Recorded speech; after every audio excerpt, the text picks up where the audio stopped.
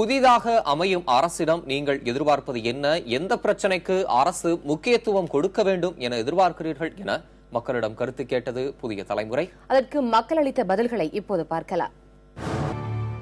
அடுத்து அமையக்கூடிய அரசாங்கமானது ஏழை எளிய குழந்தைகளுக்கு இலவச கல்வியை கொடுக்கணும்னு நாங்கள் கேட்டுக்கிறோம். தமிழ்நாட்டில் இன்னைக்கு ஒரு மிகப்பெரிய பிரச்சனையா விஸ்வரூபம் எடுத்து பல போராட்டங்களை கண்டதுன்னா அந்த ஒயின் ஷாப் பிரச்சனை. புதிய அரசாங்கம் வந்துட்டு கையெழுத்து போடுறது ஒயின் ஷாப்புக்கு எதாவது தான் இருக்கும்.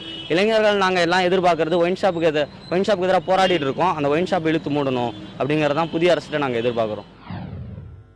கொள்ளிடம் ஆற்றுல திறந்து விடக்கூடிய தண்ணி இருக்கு இல்லைங்களா, அதெல்லாம் செக் டேம் மாதிரி கட்டி நிலத்தடி நீரை நம்ம பெருக்கலாம்.